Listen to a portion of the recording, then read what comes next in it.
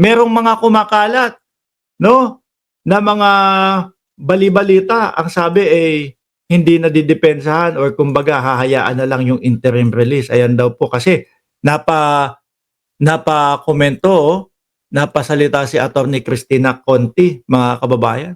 Conti, parang binuhusan ng malamig na tubig dahil sa di umano'y interim release ni FPRRD, no?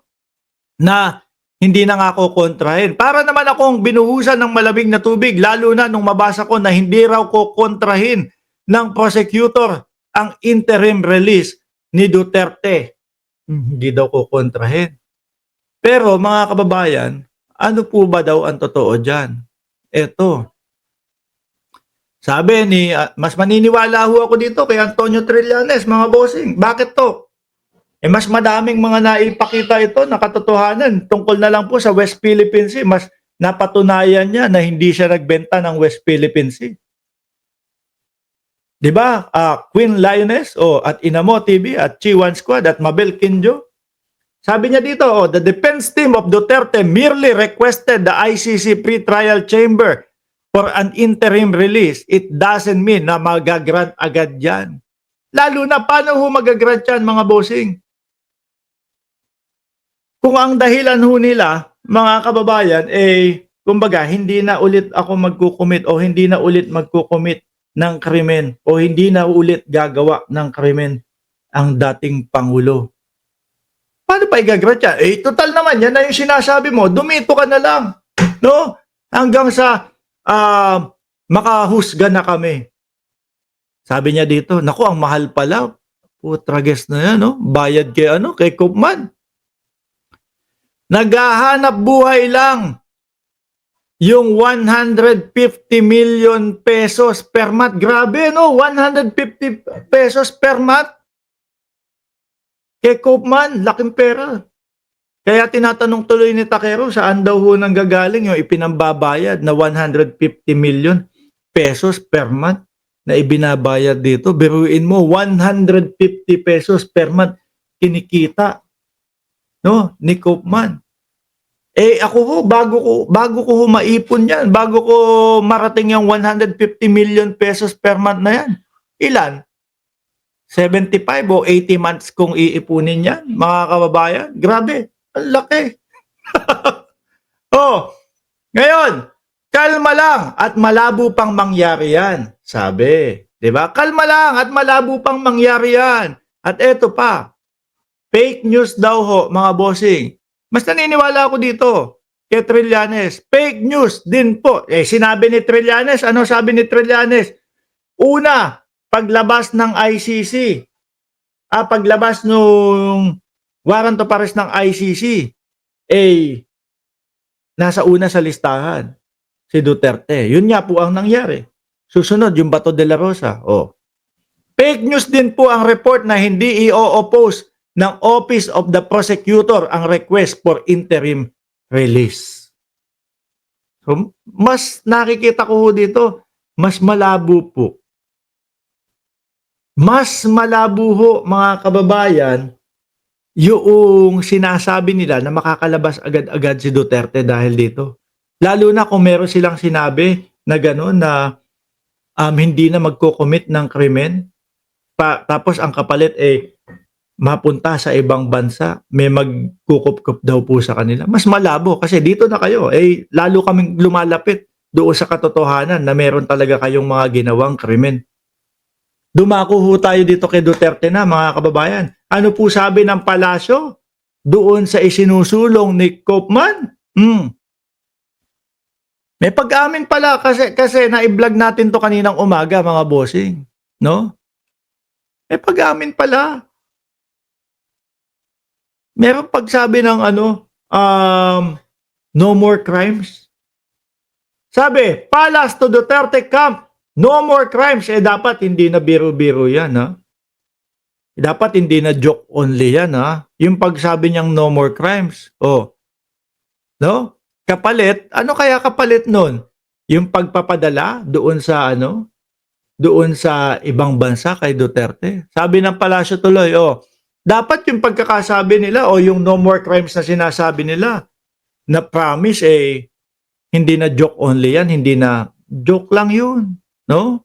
Kasi sabi ng ibang mga eksperto, may posibilidad na itakas si Duterte. Sasabihin, doon pupunta pero doon pala sa doon pala sa country ng Davao dadalhin.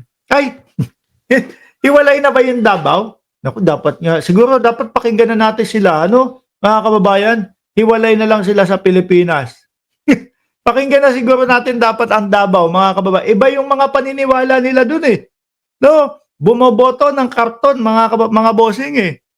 Oh, bumoboto nung mga 30 years na. Baha pa din doon sa Davao nila. Basahin natin to.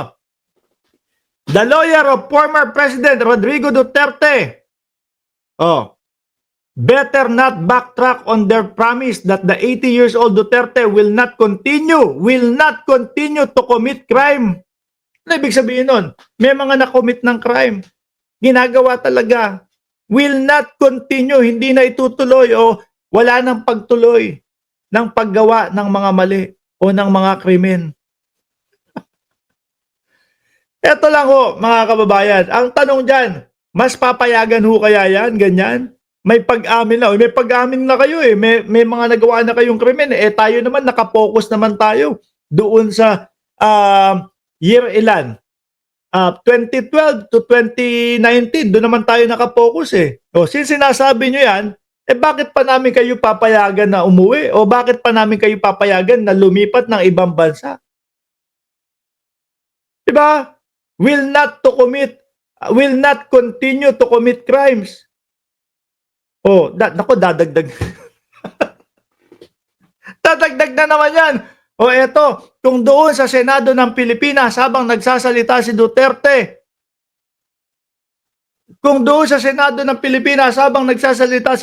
ang sinasabi niya, binubuyo po namin silang manlaban.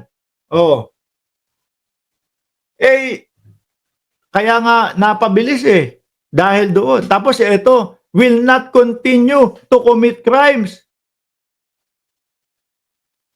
Ibig sabihin nun yan, may pag-amin, mga bossing, na gumagawa sila ng krimen dati at hindi na nila itutuloy. Paano pa lalong papayagan yan? Di ba, ano sasabihin ng ICC dyan? Total naman, yung inaamin nyo na yan, yung hindi na kayo gagawa ng krimen ulit. Dito na lang kayo. Mas lalong tumitibay yung laban nung mga nagrereklamo sa inyo. Baka sabi ni Sir Ed Caballes, joke lang daw, sabi ni Coman. Di ba? Baka ano ba naisulat natin dun? Parang mas nilaglag natin yung sarili natin dun no? Baka si Panelo magsalita. Parang hindi niya naman kilala ang dating Pangulong Duterte. Mahilig yan sa mga joke-joke. Di ba? Mahilig yang mapagbiro yan. Ay, Diyos ko po, Lord. Ano ba itong mga to? The lawyer of former President Rodrigo Duterte better not backtrack on their promise that the 80-year-old Duterte will not continue to commit crimes and later claim that it was just a joke. Baka mamaya bawiin Naku, nagkamali tayo na sinabi. Nilaglag natin yung sarili natin. Joke lang po yun, joke lang yun. Kayo naman, parang hindi kayo... tingnan mo, Mark Ramos, sasabihin ng mga DDS. Hindi talaga kayo mabiro. Sasabihin ng mga talagang, naku, eto na naman po, babaha na naman po sa comment section, mga kababayan na, ayan na! Naglalaro na ng chess ang Grandmaster. Gaganyan na naman po yung mga DDS, mga kababayan. Ayan na, nahulog kayo sa pain ni Duterte. Parang sila nahuhulog-hulog, mga bossing, joke lang. Ipadala nyo po. Meron pong tatanggap sa aming bayan. Open po doon, yung Grandmaster ng chess. Tatanggapin daw po nila. At nangangako na hindi na po gagawa ulit ng krimen. Hindi na itutuloy ang paggawa ng krimen. Paano yan? Yare, nag-uumpisa pa lang. Nalaglag na. Paano pa mapapayagan ho yan, mga bossing? Di po ba?